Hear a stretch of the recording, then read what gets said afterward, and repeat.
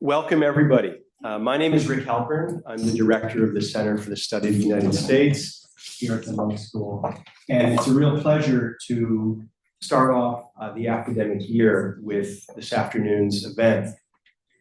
We're going to proceed in the following way. I'm going to begin with a land acknowledgement, which is what we do here at U of T. I'm then going to talk about the way in which this programming fits into a larger series of events focused on the American election in November. I'm also going to say a word or two about some other events that CSUS is sponsoring this term, and there are some acknowledgements that I'll need to make. Then my colleague, Paul Laurie, who's here in the front row, is going to introduce this evening's speaker, Jamelle Bouie. And there's a logic here for me calling on Paul. Alongside our series this autumn, there's a course being run here at the University of Toronto focused on critical elections and American democracy, taught by my colleague, Will Riddell, who's here in the front. You might want to just wait. Okay. And in a really important departure that means a lot to me personally, and I think a lot to the institution, we've twinned that course with one at York University, where Paul Laurie is a professor of history. And I want to, at this point early on, before I even do the land acknowledgement, extend a special welcome to Paul, to Stephen Brooke, and others from York, as well as the students who have come from Paul's class. Earlier today, a number of them were able to meet with our American Studies students informally with Jamelle Bouie. And we'll be doing more of this institutional crosstalk as the term develops. I think we really want to have more of this as things move on. But let me turn to the land acknowledgement. The sacred land on which we operate has been the site of human activity for 15,000 years. This land is the territory of the Huron-Wendat and Petun First Nations, the Seneca, and the Mississaugas of the Credit River. Today, the meeting place of Toronto is still the home to Indigenous people from across Turtle Island. Our intersecting communities are comprised of those native to this land, Indigenous people from other territories, as well as settlers who have come here by choice, force, or otherwise a result of settler colonialism and imperialism. The Truth and Reconciliation Commission 94 calls to action reaffirms that the treaties with Indigenous peoples must be lawfully honored. We are all treaty peoples and are responsible for honoring and upholding those agreements. We are grateful for the opportunity to work on this territory and to share space with all of you. Now, we do have some upcoming events, and I want to make you aware of these. On October 10th, Over the River, Reproducing the Home House in East Athens by Carrie Fisher. That'll be a seminar type event. October 16th, The Borg Question on Skid Row, The Spatial Politics of Filming Location in the Third Stage of Star Trek by David Saitz. And on October 26th, State of Play, US Politics leading up to the 2024 presidential election. That actually is going to be the end of our election series. What I didn't mention and should have was later this month, Dee Guttenplan, the editor of The Nation, is going to be meeting with us in this room in an event that's going to be structured in a very similar way, talking about his take on the US election. So Jamelle's talk in just a little while, Don Guttenplan, Dee Guttenplan on the 26th of September, and then finally, really close to election eve, Keeanga Yamahtta-Taylor, who writes for The New Yorker, also writes for the new journal Hammer and Hope, and is a professor of American Studies and African American History at Princeton University, will be with us. It's best if you register for these events. And one thing you might want to do is make sure that you are on our mailing list. By registering, you get on the Monk School's mailing list. But if you want to make sure that you're actually on the CSUS mailing list, the best thing to do is to email us, talk to us as this meeting ends, and particularly talk to Sophie Roy-Klein right there, who is the program and event coordinator and maintains the center's mailing list. Obviously, there's great interest in these events. You can see how packed the room is. And if you register for the events, it helps us, but also helps you and helps us make sure that you have a seat. Before I call on Paul to come up and introduce Jamelle Bouie, I want to explain that when Jamelle's formal remarks end, we're going to have time for a question and answer session, which I will moderate. And the acoustics in this room are pretty good, but we are recording this event. So if you are asking a question, we'll make sure that you get a microphone. And if you speak into the microphone, it's not necessary for us to hear, but it will ensure that your question gets picked up and will be preserved on the video recording, okay? And so I'll moderate the discussion. We do have to vacate this room at 5:29 and 30 seconds. Okay? I've been told this multiple times, and I would appreciate your cooperation when we have to bring the event to a close. Okay, Paul, can I turn it over to you?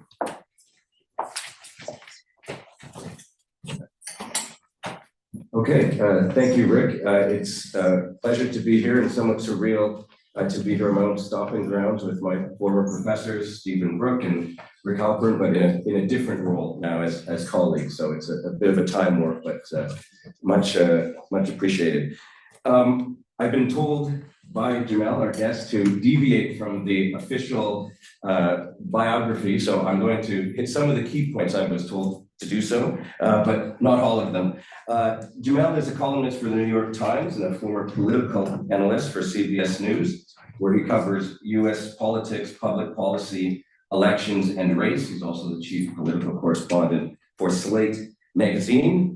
There's many things here about his wonderful, dynamic, engaging speaking style, which is evident to all of us when he begins his remarks, but we won't dwell on that here. He's appeared on CBS's Face the Nation. His writings have appeared in The Atlantic, The Washington Post, Time, and The New Yorker.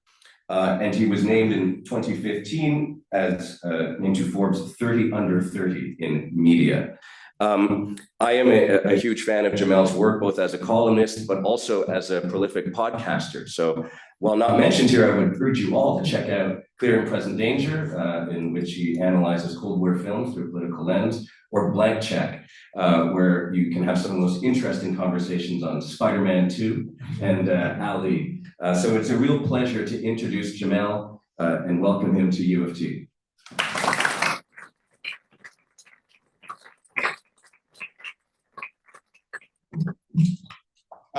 Thank you so much for the nice introduction. Thank you everyone for having me here. It's a real pleasure to be here in Toronto. I've never been before. I've somehow missed this city. I've been to Vancouver, been to Montreal, but not here, the one that's closest to me. But it's I had a little bit of time there. It's been quite nice to walk around. It's a real pleasure to be here with y'all. All right. So the stated topic of this discussion is the 2024 US presidential election. My subtitle here is, how the hell did this happen?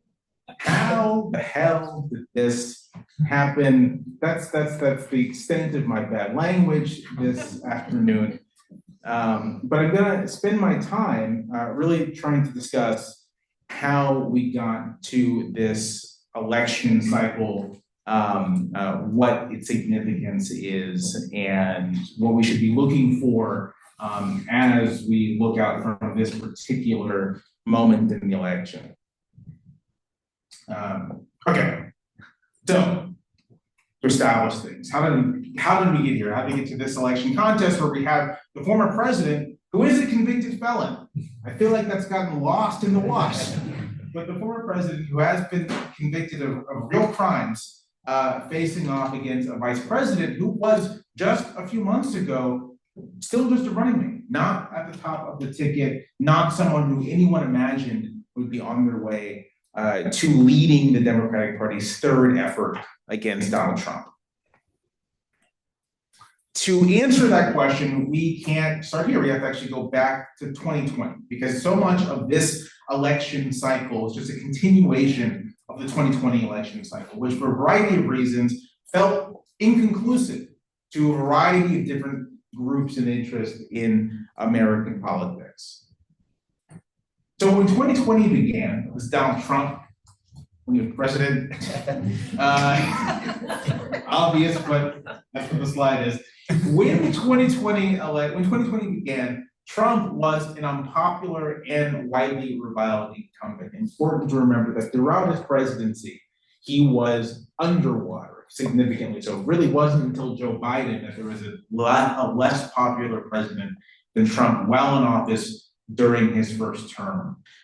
He won the 2016 election on the basis of the technicality of the Electoral College, but never, I think he got about 46.1% of the vote in that election, losing the popular vote to Hillary Clinton. And in the years afterwards, did not do much to expand beyond his base of support. The consistent story politically of the Trump administration was almost, it seems to be a constant effort to antagonize those Americans who voted against him. And so as we came into 2020, really the only thing going for him politically was the fact that the economy was in relatively decent shape. Not extraordinarily strong, but not particularly weak either.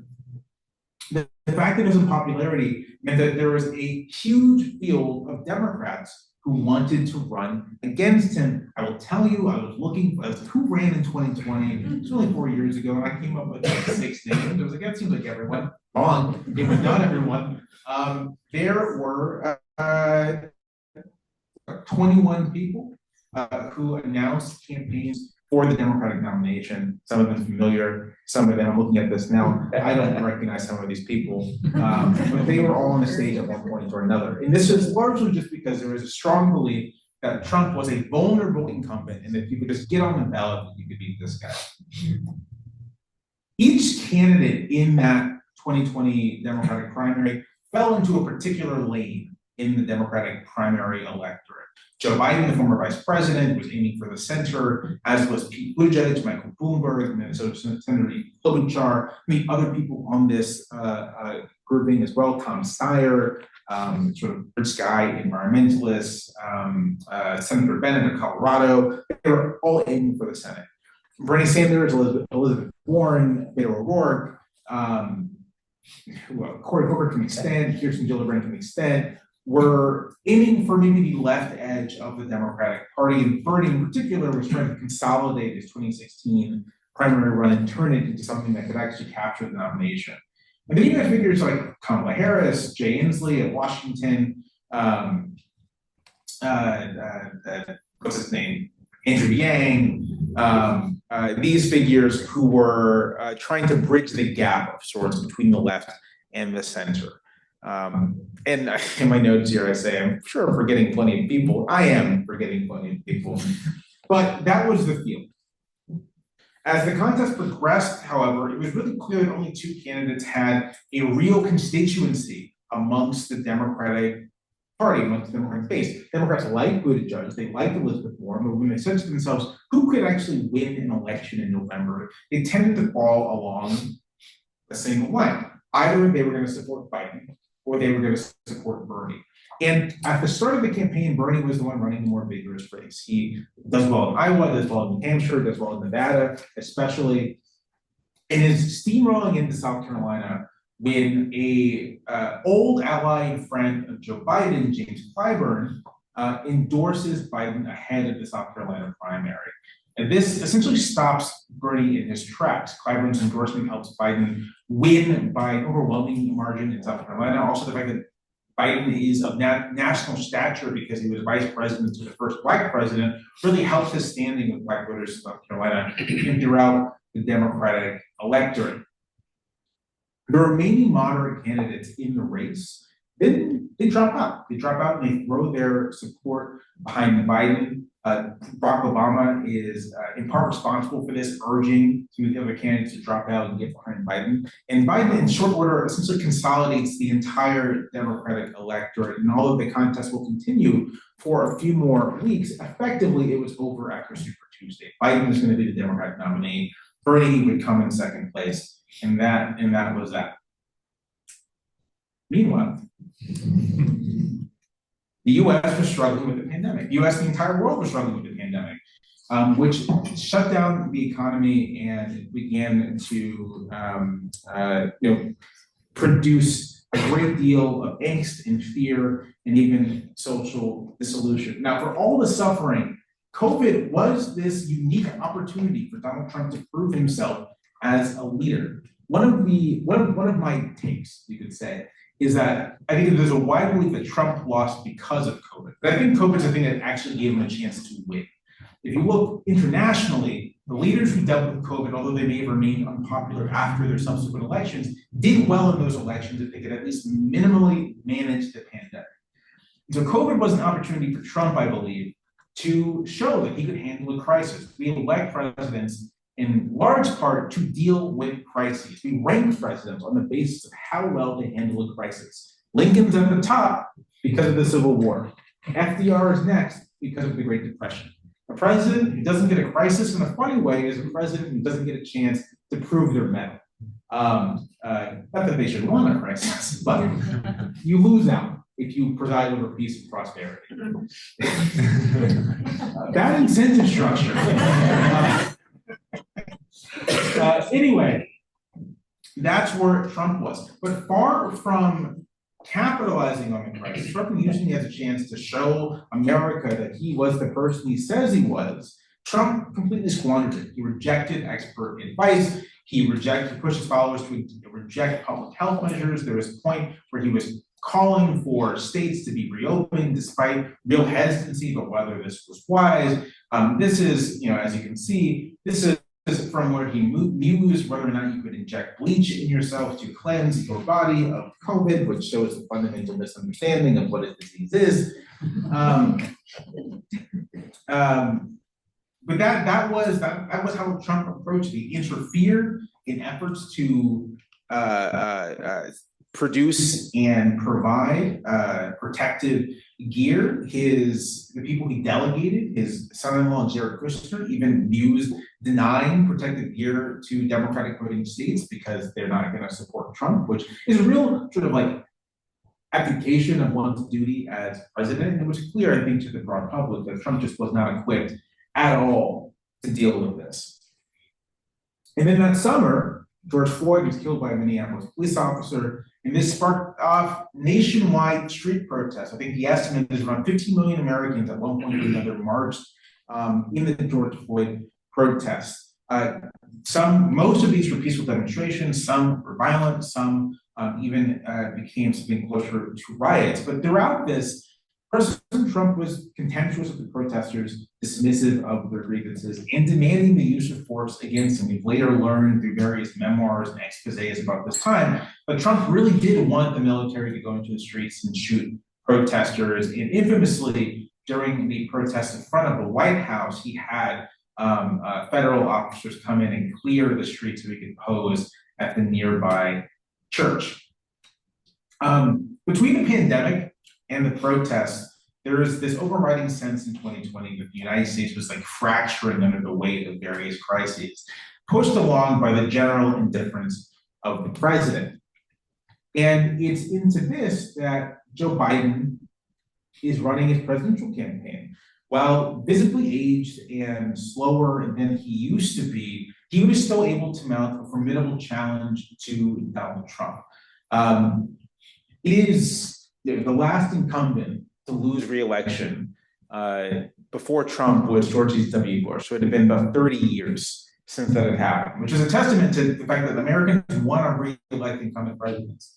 And the fact that Biden was able to unseat Trump, not a given, and a real success, not something that one should just say, oh, it happened because Trump was unpopular. It was a real success. He did it with a large popular vote margin of about 8 million votes, and the narrowest electoral college margin of about 40,000 votes across 3 states. Change those 40,000 votes, and Trump is in office for a second term. This is just from when they announced that Biden won. This is the whole crew.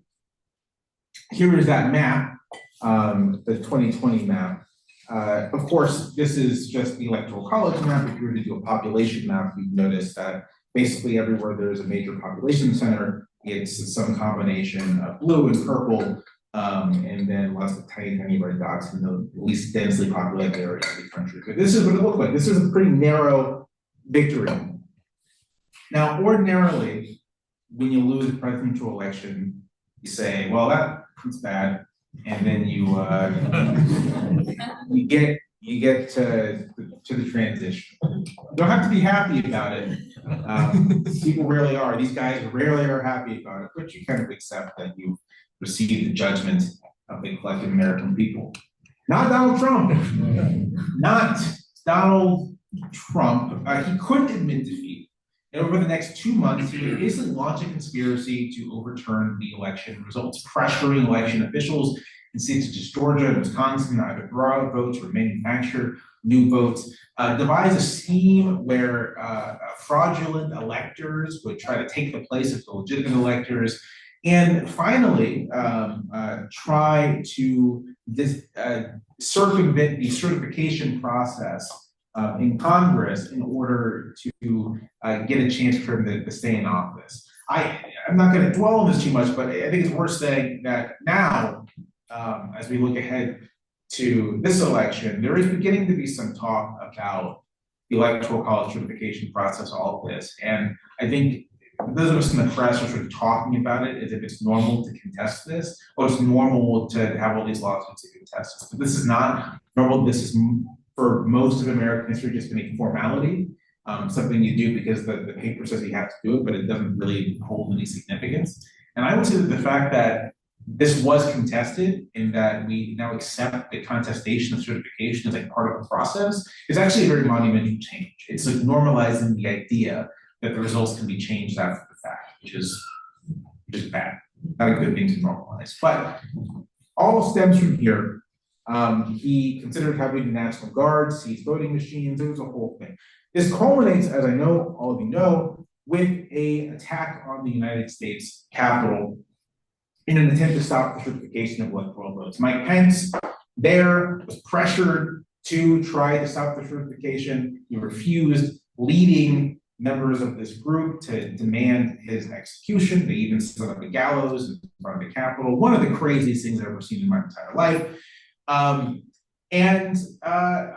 This was a real, the United States had 200+ year record of the peaceful transfer of power, and now we don't. Back to zero elections since peaceful transfer of power in the US. And so this is a significant moment in itself.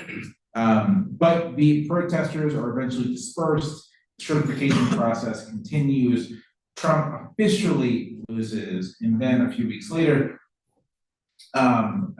he's impeached for a second time. Should be said that on January 7th, when Congress does reconvene to certify the electoral vote, something around 120 House Republicans vote to throw out the electoral college votes, and I think a couple dozen Senate Republicans do, which is early sign of what's to come.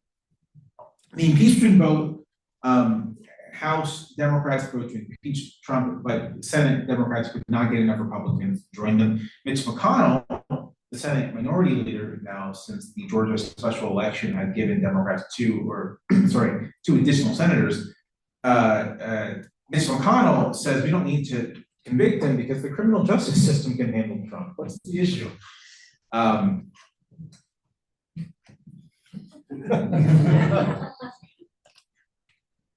Trump, having not been impeached, and the criminal cases against him not really progressing for another year or two, thus comes away from January 6th, essentially with this control over the Republican Party undisturbed. There is no one really in the Republican Party who's willing to say that Trump cannot be the leader of the party. And really within weeks of January 6th, the narrative has been set that January 6th was just a peaceful protest that went a little bit crazy, that this was a legitimate action, and that Trump may even still be the legitimate president. And so over the next year, over the next 2 years, you have Republicans who are vying for national leadership or looking to make a name for themselves, show their loyalty to Trump in ways big and small. Ron DeSantis here, for example, essentially remakes himself to be a kind of Trump-like figure. I recommend watching videos of Ron DeSantis in the middle of 2022. They're very strange because he puts on weight. I kind of think he intentionally put on weight. He starts wearing oversized suits. He starts standing like this a lot. And like doing this a lot. Clearly thinking that like if Trump decides not to run again, he can just like slip right in there as I guess Italian Trump. I don't know. But this is all to say that the Republican Party is still firmly behind them. And so in late 2023, when the primary for the nomination begins, there are people contending for the nomination. We have on here Mike Pence, the former vice president, Ron DeSantis, Nikki Haley, the former governor of South Carolina and former UN ambassador, Vivek Ramaswamy, who is just some guy, Doug Burgum, Tim Scott, senator from South Carolina, Asa Hutchinson, former governor of Arkansas, and Chris Christie, former governor of New Jersey.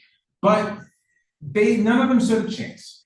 Even the best of them, Nikki Haley, very talented politician, did not stand a chance because the Republican Party base and much of the Republican Party apparatus and Republican elites never at any point accepted that Trump was no longer the leader of the party. The nomination was his. And so he cruised to renomination, becoming really one of the few men in American history to stand 3 times for a presidential election. This is very unusual. Henry Clay did it. William Jennings Bryan. Typically losers do this. Nixon. Nixon. Eugene.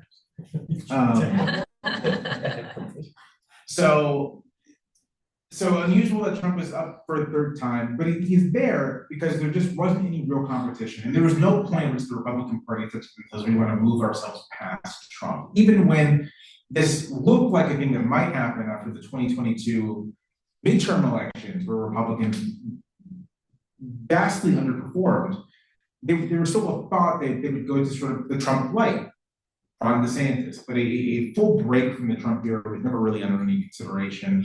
And so Trump runs again and he promptly and easily wins. Completely predictable. From the moment that impeachment did not result in his conviction, you could have assumed that Donald Trump was going to be the 2024 Republican Party nominee. As for the Democrats, Joe Biden was a given that he would win renomination. It is very unusual for parties to ditch incumbent presidents. It's even while there is a lot of discontent and uncertainty about Biden's ability to actually perform, he has visibly aged. It was striking me just putting this together, looking at the photos from 2020, and looking at him. This is about March or so. Clearly aged, clearly less steady. And there was furious discontent with his handling of rather steadfast support of Israel's war in Gaza, with a sense that he had not done enough to push forward the recovery from COVID. And then I'd say just a general malaise about Biden, about his ability to prosecute a campaign against Trump. Now, the Biden team, all through the early part of this year, insisted that the president was still ready and roaring to go. And so they suggested an early presidential debate in June, where they would demonstrate that Biden still had what it took to take on Trump. He did not. That's not what happened. What happened instead was a catastrophe. Biden could barely speak, barely articulate. When he did speak, he often fumbled. His answers seemed confused, seemed all not there. Now, the Biden team has said that he was sick, he's not feeling well. It's also the case that incumbent presidents in their first debates tend to do very badly. I don't know how many of you remember the 2012 Romney-Obama debate, where Romney just sort of like steamrolled over Obama. 2004, John Kerry did very well against Bush. This is a standard thing, but a combination of perhaps being distracted by the job of being president, plus Biden's own decline, just produced a disastrous performance.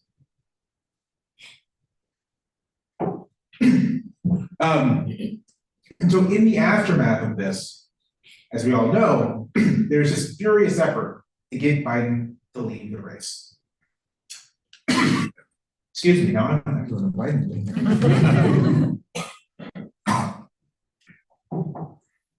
There's this real effort to get him out of the race, get him to step down.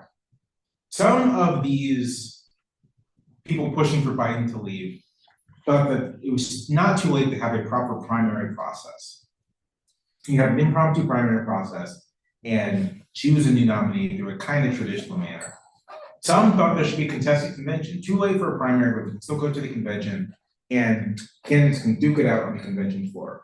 And so others, not very many, said, you just gotta give it to Kamala Harris. It's the only viable option at this point.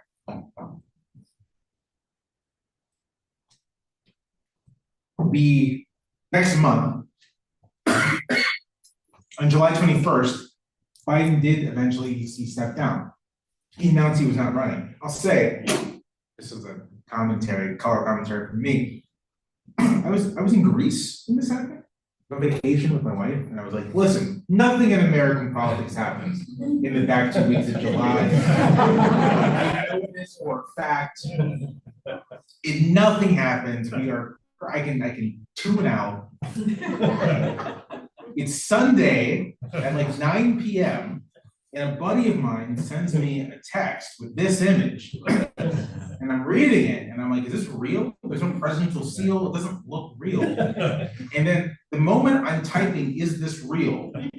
My editor texts me and he's like, Jamelle, you gotta get on the phone. So it was real. Biden drops out. And he did something that I don't think anyone really anticipated. Almost immediately, he announced that he would support Kamala Harris to be the Democratic nominee. Within 24 hours, the Clintons announced their support for Harris, Elizabeth Warren announced her support for Harris. A cascade of Democrats began announcing their support for Harris. By Monday, the deal is done. Harris has the support of most Democratic elected officials.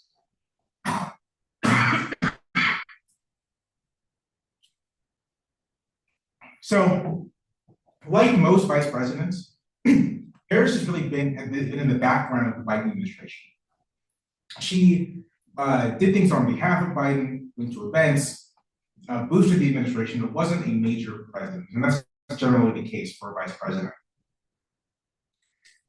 Her start in the office was a little rocky. I think people can recall stories about problems in her office, her trying to find her role.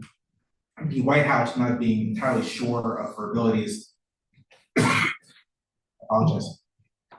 But after that rocky first year in office, she really did hit the road and spent a lot of time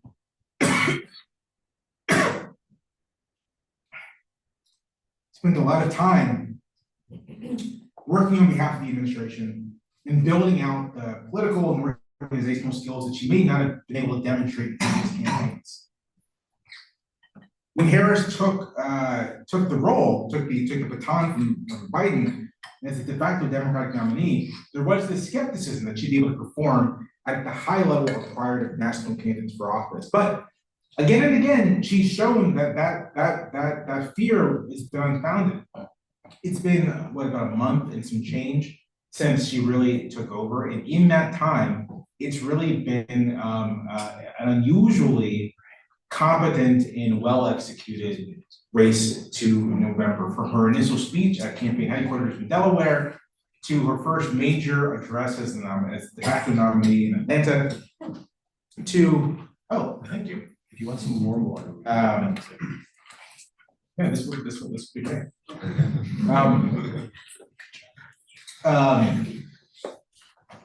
To her convention speech last month, and to most recently,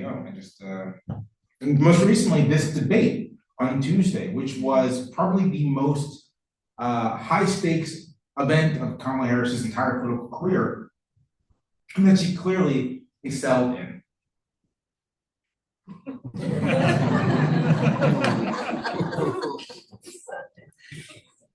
Wild stuff. So that's where we are now. 2 days after this debate, Still waiting to see if it made any difference for voters. It's still very unclear. But it is clear that the Harris campaign,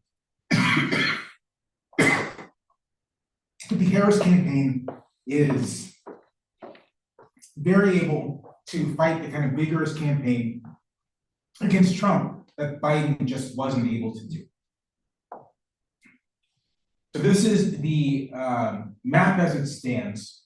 The tan states are those for which, those are the swing states.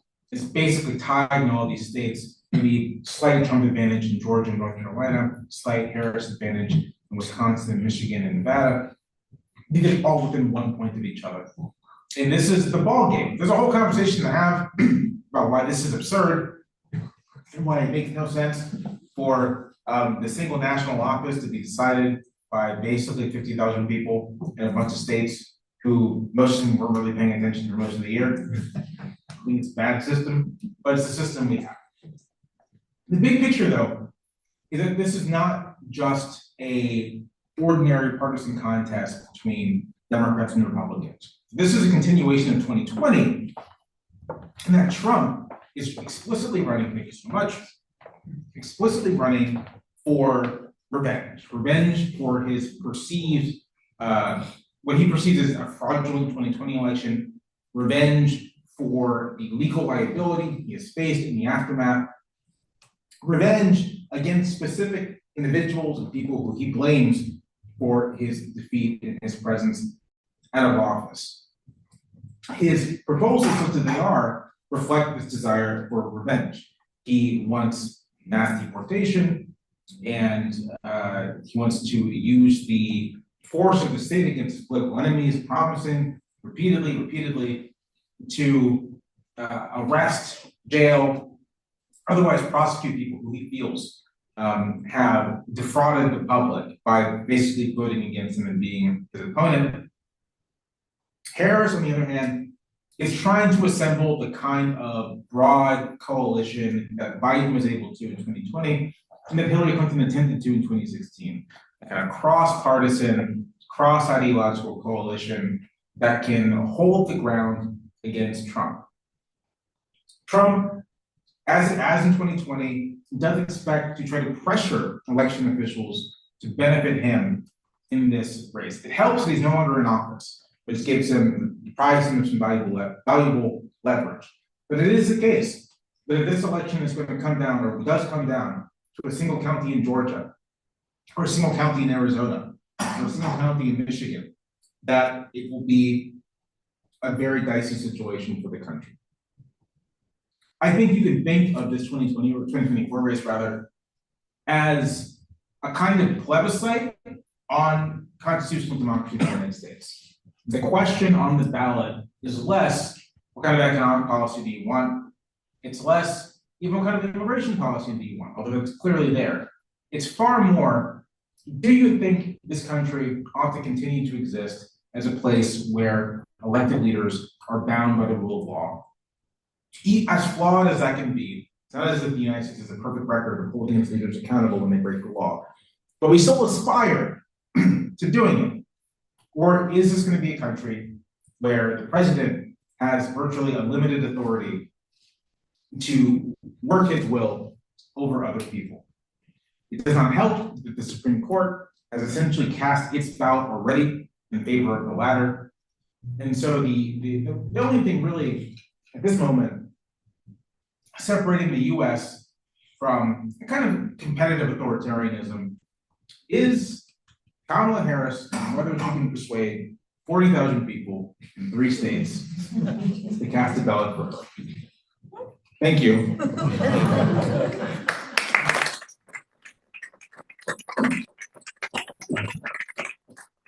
My apologies for my Biden-esque coughing fit.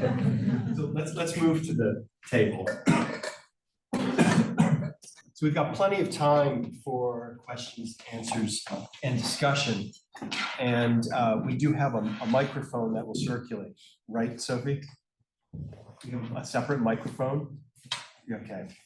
Now, I'm going to be pretty strict as a moderator. And I know a number of you already have formulated questions. I want you to pause for a moment and think about ways in which you could make your question or your comment more concise than it currently is in your mind, okay?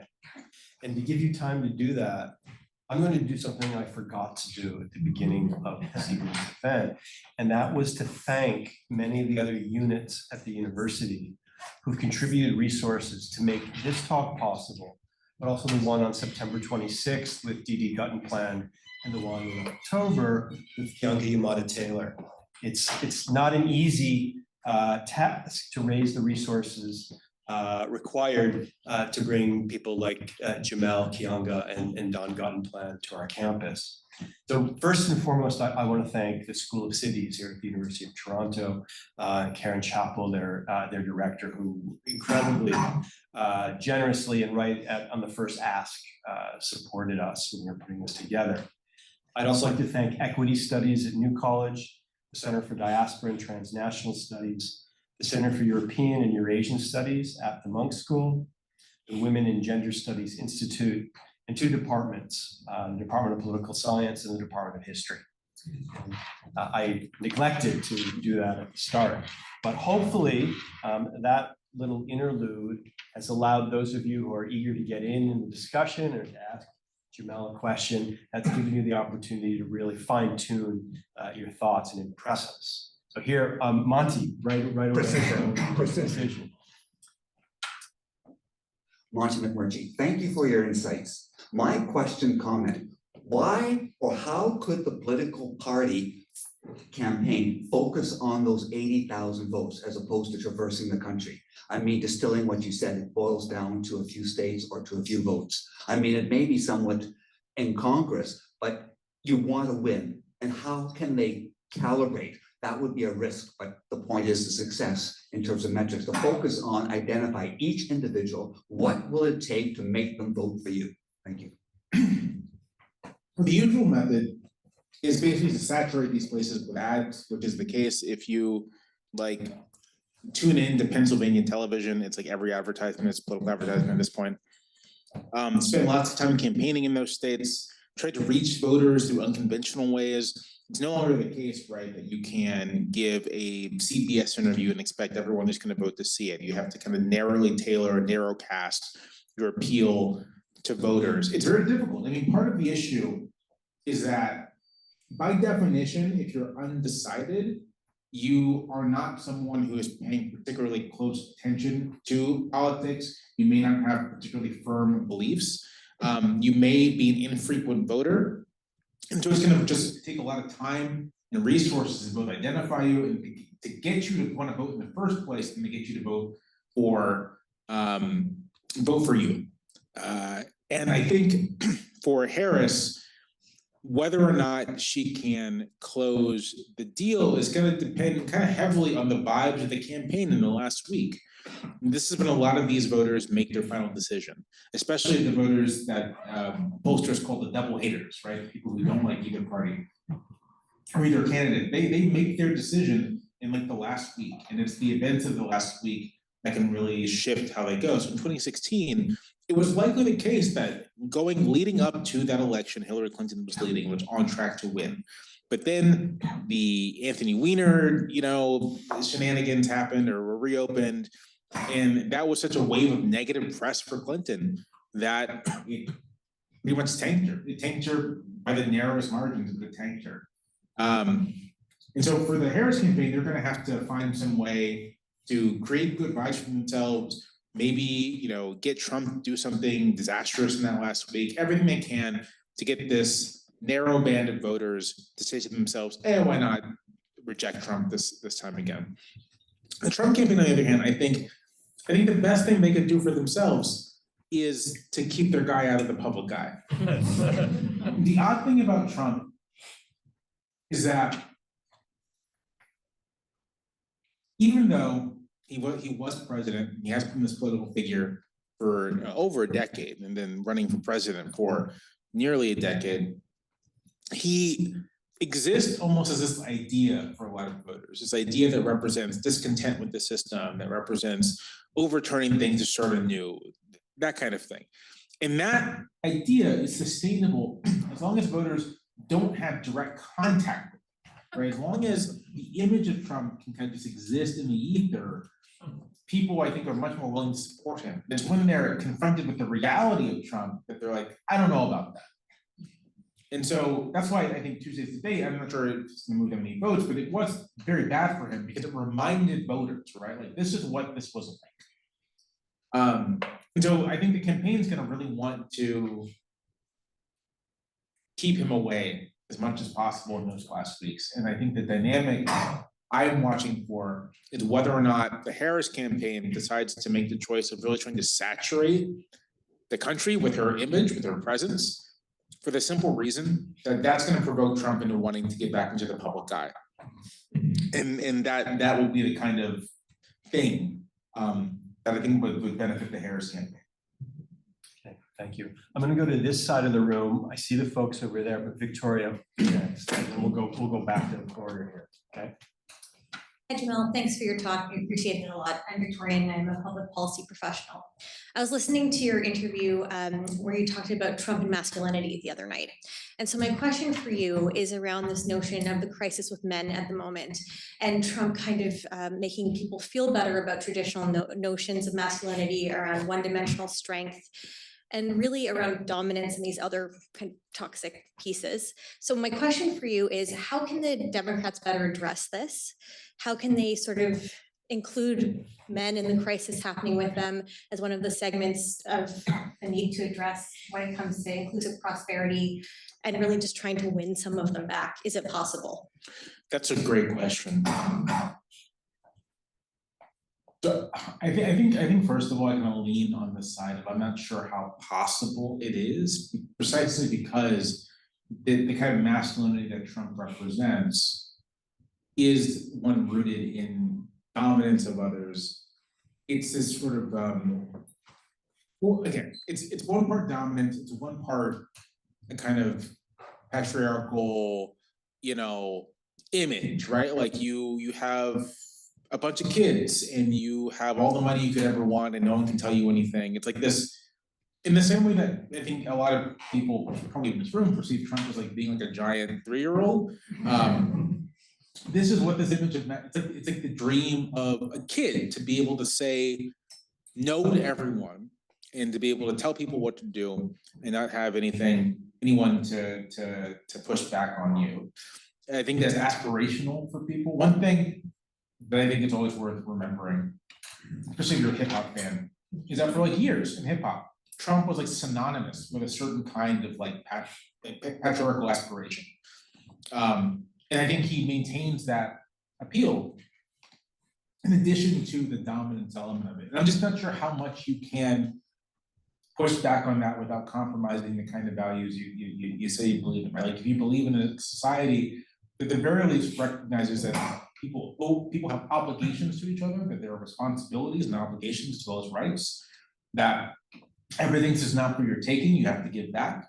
That's just in fundamental tension, in opposition with the kind of masculinity that Trump represents, which is like extractive and about dominance and domineering and all that sort of thing. Having said that, I think that there are probably narrow groups of voters for whom you can kind of circumvent that appeal by focusing on particular elements of the Trump persona. So the one thing that I do think Trump is aspirational for some people, that he's entrepreneurial.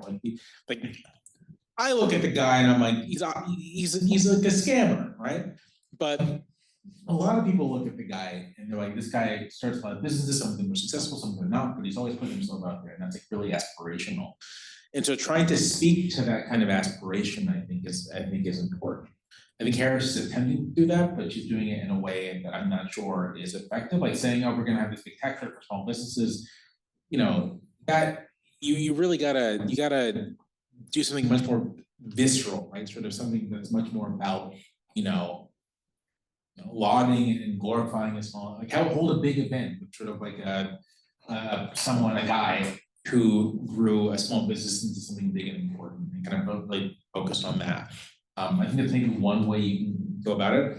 I think that Harris would do well if she's trying to deal with this by just going on podcasts geared towards men. Like, obviously, she's not going to go on like Joe Rogan or anything.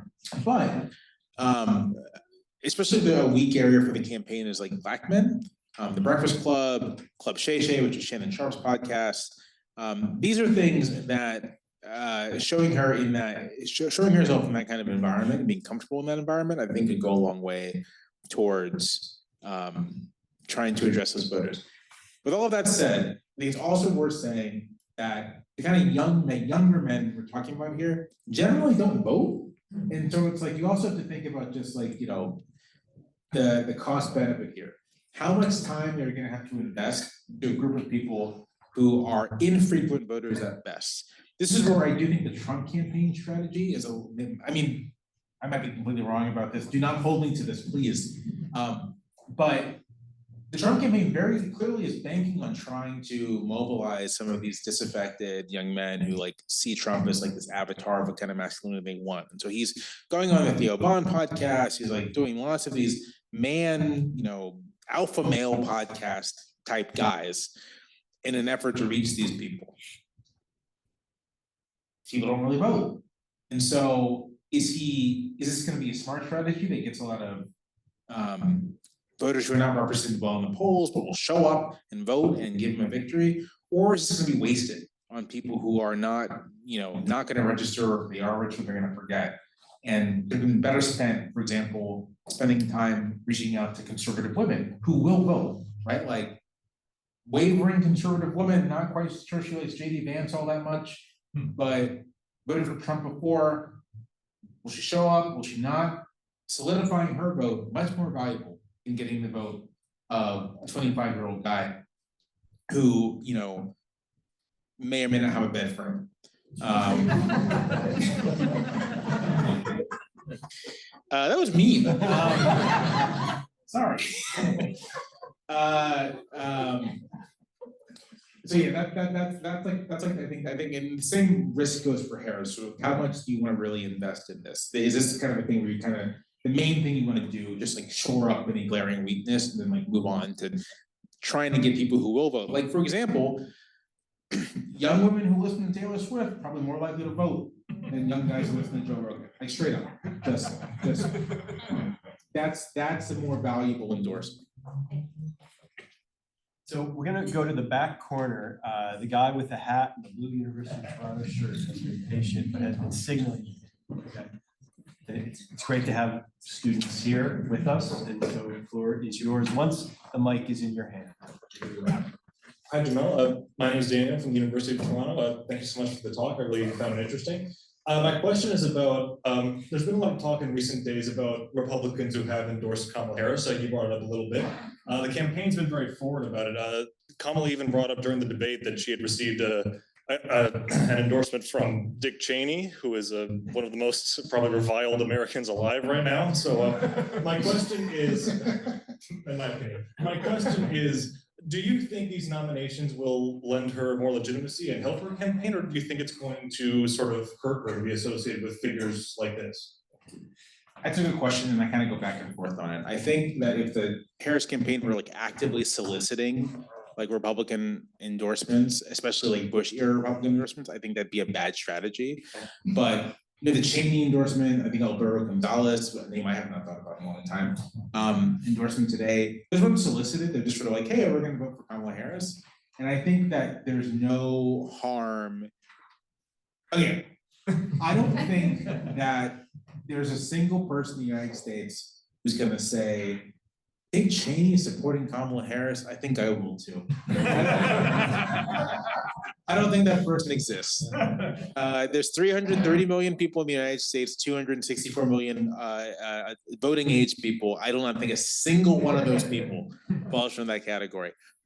But I think the potential value to the campaign is that a steady stream of these things, solicited or not, they do create a media narrative. And they create the media narrative that even people who are diehard conservatives aren't going to vote for Trump. And that media narrative might create some permission structure for some voters to decide that they're not going to support Trump. So it's not so much the individual endorsement as it is like the cumulative effect of all of these endorsements coming kind of close to each other. And that this may, if not persuade people to not vote for Trump, It may demonstrate to voters that Harris is not far to the left. But I think is a thing that her campaign is very sensitive about. They want to present her as being totally mainstream. And they do have a bit of an uphill battle to climb, not even because she's from California, but because she's Black and a woman. And it's sort of, it is an observed fact that those are qualities that people read as being more liberal than they are. Barack Obama, I think, was read as much more liberal than he was, just because he was a Black guy. And vice versa, with Romney in 2012 was often read as much more moderate than he was, because he was a white guy and he had a certain affect about him, despite the fact that he did not have a particularly moderate agenda. So, again, I don't think there's like the Cheney voter. I don't think there's name exists. But I do think that these things can be beneficial if they produce the kind of media narrative that emphasizes Harris's sort of like moderation. Thank you. Okay. We're gonna go to this side of the room. The hand that's up right here, yes, the woman there, you're next. Let's wait for the microphone. I've noted the other hands in this area, but I'm gonna afterwards go back to this side of the room. So Matt Farish, you'll be next, and then we'll turn to the right-hand side. Okay. So I have a question. In your opinion, do you believe the middle class blue collar voters in the swing states who have voted Republican in the past will switch their votes? It's hard for me. I mean, some of this is like an empirical question, right? Like which of these voters, like to what extent is election over election change the same voters changing their votes, or different cohorts of voters joining the electorate and dropping out of the electorate? So like from 2012 to 2016, you had voters dropping out of the electorate, people who voted for Obama, the people who voted for Romney staying in the electorate. And then you also had people who voted for Obama and then voted for Trump. And in 2020, and people who voted for Trump and voted for Biden. So it's like genuinely unclear to me what the actual shape of the electorate is in this regard. Like how many, are we looking at people who are consistent voters who are switching their votes, or are we looking at people who are dropping in and out of the election depending on? But to the extent that they're the consistent voters who are switching their votes, at a certain point, if Harris ran this campaign, she's like aiming for, voters say they want someone who talks about policy. She's doing that. They said they wanted someone who was younger, doing that. These undecided voters are saying they just want to know more about her. They want to see that she's presidential. Like she's doing all these things. So if at the end of the day she does everything, it is kind of, it's like you can't predict. It's just like, do they want Trump or do they not want Trump? It's like honestly the question. You can't answer it ahead of time. I'm not even sure they know, to be perfectly honest. Like we use this language in the press and in polling of undecided voters, but I'm not sure how many people are truly undecided versus inattentive versus looking for some way to justify a choice they've already made, like all these things. So it's like I don't know. The one thing I'll add to round out this answer is that although we do tend to focus on these blue collar voters, we tend to conceptualize them as maybe downscale. I think it's important to recognize that like many of them are not. In that in the muddled way Americans talk about class, they kind of associate, wearing a hard hat with not having a lot of money. But my neighbor in Virginia wears a hard hat and does very well for himself. He owns a general contracting business in a place where there's a lot of building happening. He does very well for himself. I think it's important to recognize that Even in these, like, and there's some recent study about this, like often the most pro-Trump members of these communities are not actually the most downscale members who don't vote. They just don't vote. It's the wealthiest members of the community who may not have college educations, but still pull down 6-7 figures in are just Republicans. So they're not going to vote for a Democrat, and why would they? yeah. Okay. Matt, you're next, and then we're gonna go here, the gentleman with the blue shirt. You're next. Matt? Hey Jamelle, I'm Matt Parrish. I teach geography and planning here at U of T. Thank you for your work for the podcast. I'm still trying to figure out whether I've seen Shadow Conspiracy. I don't know. I was 14 in 1990, so it's kind of in my zone, but It's a movie that effectively doesn't exist. yeah. I think I said it was like if ChatGPT wrote a conspiracy thriller. It's like, this is the most generic movie you can ever imagine. It's so generic that it's like, it stars Donald Sutherland, and it's like, who's the bad guy? Come on, it's Donald Sutherland. We'll work on that. So I want to ask about war and the military. I mean, leaving aside Trump's ridiculous comments about Harris hating Israel, or that he would solve the invasion of Ukraine with a wave of his hand or whatever. Harris is citing Cheney and talking about generals and repeatedly saying she wants to have the most lethal fighting force, yada, yada, yada. None of that's surprising, but it really doesn't leave a lot of air for anything approaching like a anti-war, something that you'd call an anti-militarist politics. So from your position, from your platform, where does that leave you? yeah. I think when I analyze Harris's rhetoric or all in this regard, I do see it as like rhetoric, right? It's very much a candidate who recognizes that I think she has to persuade voters in the middle of is that like she can be commander in chief. Unfortunately, it's funny in the Constitution, right? Like commander in chief is mentioned as like one of the roles of the president. It's not the primary role. It's not the first thing that's mentioned, right? But in the modern era, and I'd say basically in the post-atomic bomb era, commander-in-chief appears to be the primary role of the US president. So voters do spend a lot of time conceptualizing whether someone can be commander-in-chief. I think it is a good thing, but it is what it is.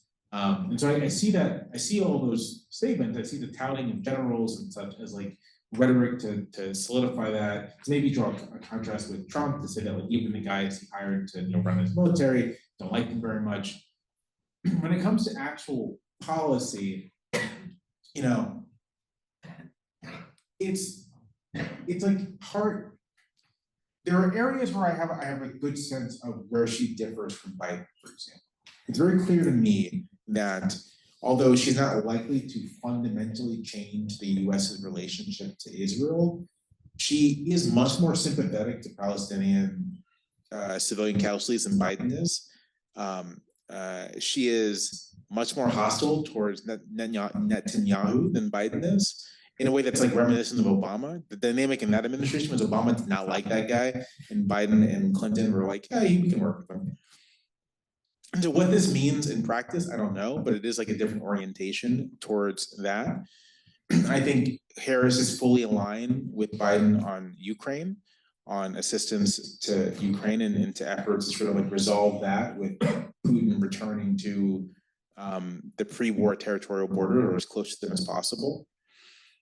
I think Harris, I don't imagine like one of the things that happened in the Biden administration was the drawdown of the use of drone strikes, like dramatically, from the previous administration, from Obama as well. I don't imagine Harris escalating that, especially since it's a thing that happened and like no one comments on it, which is like the best possible situation, right? You do something, no one talks about it, which means you can kind of keep doing it. But beyond that, it is unclear to me how Harris will respond to foreign policy crises, respond to, think about the use of the military. If it's anything similar to if it's continuity with the Biden administration, it will likely be a little more restraint with the use of American soldiers, but not so much restraint when it comes to our allies. if it's, I don't imagine her being any more dovish than that. And there's a real possibility that kind of the political pressures of being the first woman to serve as president, commander in chief, might lead her to be a little more hawkish in the situation. And this is an area where I do not have an answer. And I think those of us in the press have done a real disservice in not asking these kinds of questions. We seem to want to ask a lot of questions about either, Trump says you're not really black. Are you really black? Or like, tell us the specificity of your healthcare program. But it's sort of like that, who cares how specific a presidential candidate is about a healthcare program? Because they're not the one writing it. Like, it's gonna be some congressman from Wyoming who has more say over the structure of a healthcare program than the president does. So let's ask about the things the president actually has like direct control over and a lot more autonomy and freedom to act. And a discussion of not simply how does Harris feel about the Afghanistan withdrawal, how does she feel about Ukraine, but more,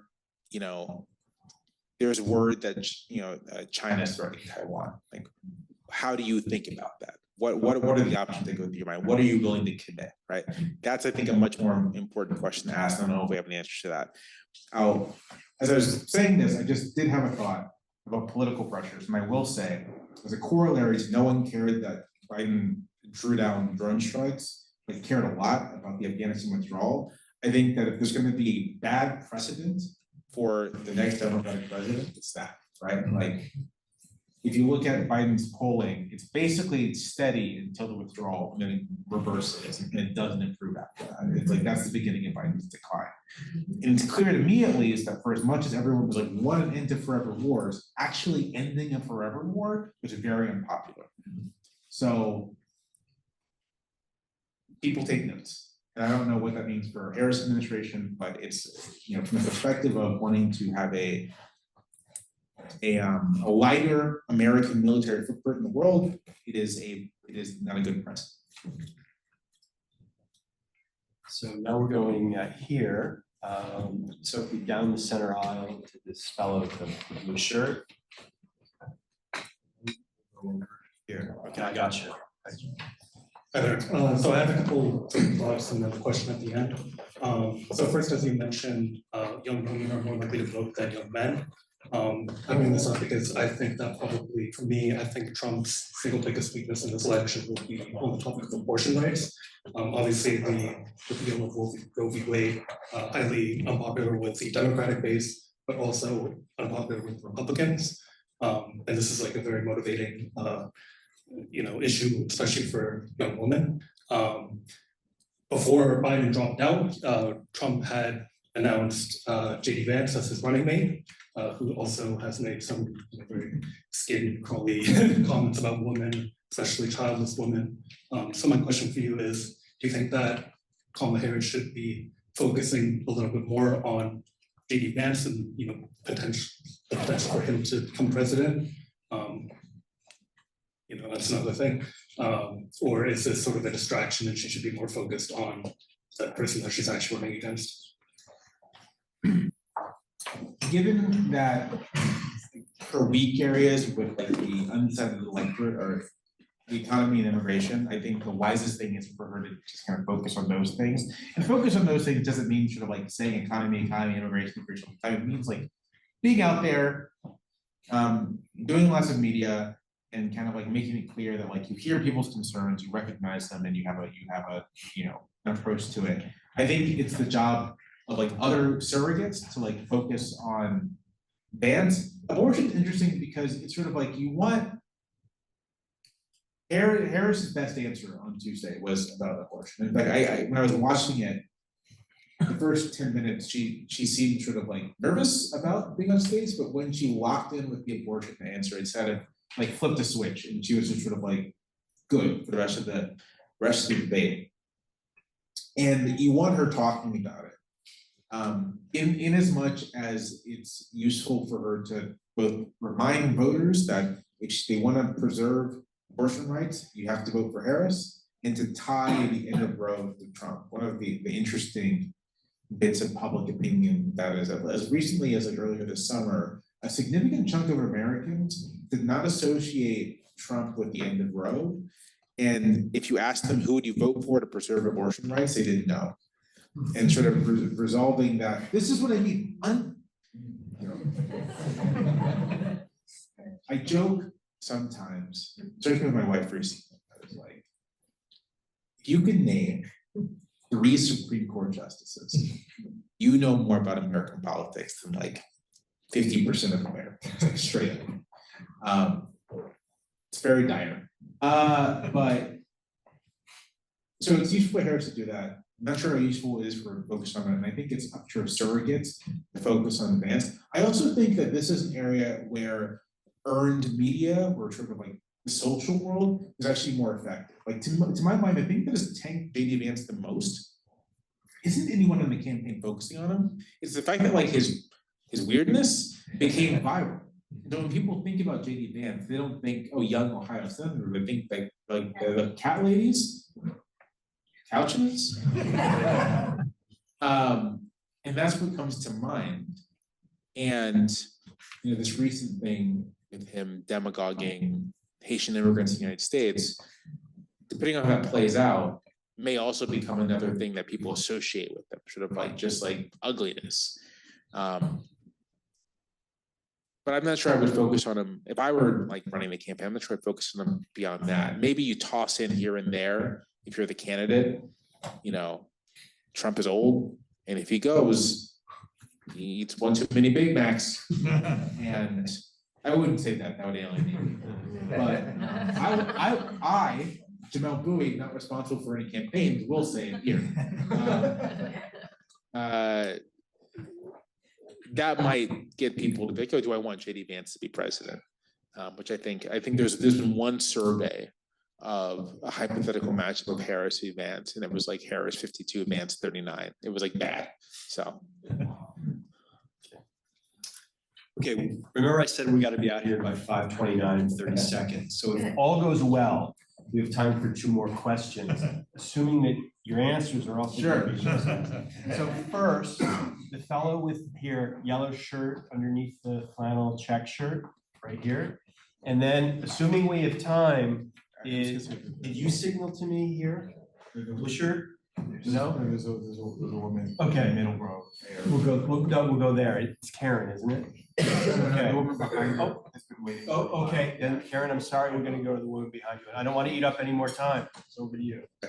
Do you suspect that there might, or more than suspect that there might be actual physical violence in terms of preventing the vote, or perhaps given that mail-in ballots historically in the United States have been are almost inevitably delayed in terms of their counting, and that not being accepted, and having sort of vigilante violence kind of stop the count, because usually, or basically stop the count, or try to stop the count, because they tend to, usually at least mail-in ballots tend to favor Democratic candidates, and what, at least historically speaking, and what remedies, if any, are open to the state to try and prevent or ameliorate that, and with those kind of remedies themselves tend to even help polarize the political situation in the transitional term even more. Yeah, I mean, I think there's like a pretty decent chance of like serious and violent voter intimidation going into election day. I think that there's a very serious chance of armed groups showing up in places where ballots are being counted. I think there's a very good chance of a lot of that. Obviously, I think states are going to be very aware of security. States are going to be very much aware. I think everyone involved in like doing this, right, like is very much aware of this, and they're going to take every measure possible to secure ballots, protect election workers, so on and so forth. I think this kind of gets to kind of the big problem, right? That there's only so much you can do with rules. You need people to have a sense of fair play. You need people to have a sense of forbearance, to trust each other.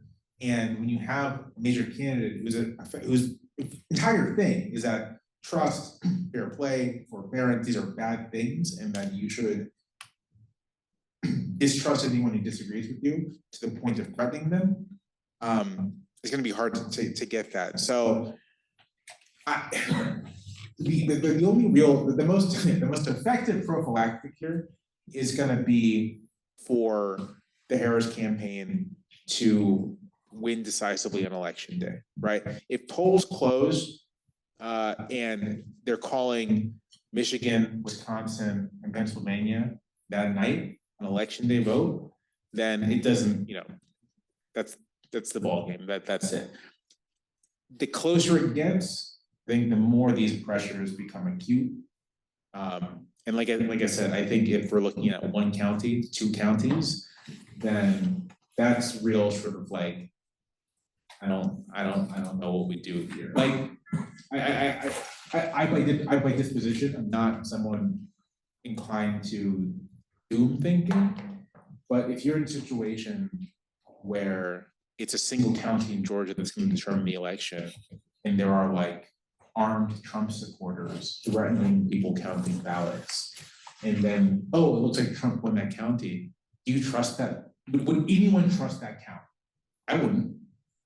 And so it's like, what do? Like, what does the federal government do? Like, what we've entered new territory here.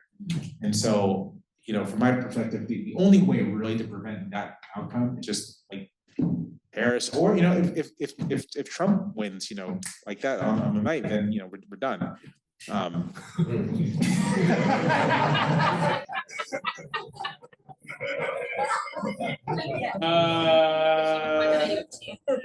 I meant it both ways. Let's go to our last question here, and we've got 8 minutes. Thanks kindly. My name is Rachel Gilmore. I'm a PhD candidate here at the university and a human rights consultant. So thank you very much for your straightforward and very accessible manner of sharing your knowledge. Going back to your beginning of how the hell did we get here? We got here once, which means we can get here again. And my question really is about how much motivation do you think there was for the Republican Party to not challenge Trump's leadership or perceived leadership after the indictments had no impact? And how much of that rode on his ability to raise money and funds for the party? Because as we had the question from the back say, those names are now, the rats are fleeing the ship. So at the beginning of how the hell did we get here, how much of this was financially driven for the party, and how much of that will influence yet another extreme candidate having support again? So I'm not actually sure it was all that much financially driven. Like, Trump has actually never been the most effective fundraiser, and even now, one of like the C stories of the election is that all these state Republican parties are like on the verge of collapse. They don't have enough money, and the RNC, which is being run by Lara Trump, is spending a lot of the money they raised on Trump legal bills. They've diverted money away from traditional ground game to election integrity, whatever that means. And there's a real sense that sort of like there's money going in and no one knows what's happening to it. So I would say, in terms of, I would say that Trump may have small donors, small contributors like Trump, but the money isn't necessarily being spent effectively. And of course, super outside money has much more limited impact than people realize. Like, you can't, it's actually quite hard to run a campaign on outside money that way. I think it's less the money piece and more, if you think back to 2012. I really think 2012 was like a really pivotal year in trying to explain all of this. And all through that year, Republicans were convinced in their bones that Barack Obama was going to lose, did not believe that Barack Obama could win re-election. And then he didn't just win re-election, he won, like, he's the only Democrat since FDR to win consecutive elections with the majority of the popular vote. Hadn't happened before prior to Obama. FDR was the last guy to do it. So clearly, the closest thing to a mandate you can get these days, but Barack Obama got it. Then in the aftermath, Republicans were genuinely soul searching. Like, well, what do we do? How do we win? We had Mitt Romney, who, like, if you if you open up a dictionary for Republican, it's like that guy. And we couldn't, not only could we not win with him, we lost kind of badly with him. And so there's this growth and opportunity report that they publish that is sort of like, we gotta, you know, our economic policies are very unpopular. We gotta kind of pull back on that somewhat. We can't seem so hostile to social insurance. We have to reach out to Latino voters, Black voters. Basically, they're like recapitulating the George W. Bush era, kind of like, how do we expand the party's base as much as possible? And like that's how we're going to win a national majority. This is the key point I want to make here. The thinking was it's still possible for us to win a national majority, and this is how we're going to do it. Trump enters the picture, does the opposite of what that report says. For the most part, he does kind of because he says he's going to protect social insurance, which is like real moderation, but everything else throws out the door. And then he wins. He wins without ever getting a majority. And I think that's the issue here. That Republicans are in this place, a lot of them are in this place, but they believe two things still. That they can't win national majorities, that the country is too far gone. They explain it with like all this immigration is replacing the population, but they just don't think they can win national majorities anymore.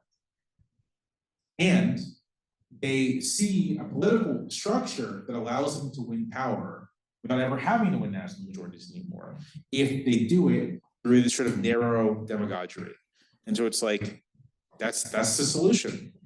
And then once you're in power, you can use the power you have to change the rules to make this easier the next time, right? So you can, on the state level, we see this, right? We can gerrymander legislative districts so that we can consistently lose statewide majorities, but consistently gain legislative majorities.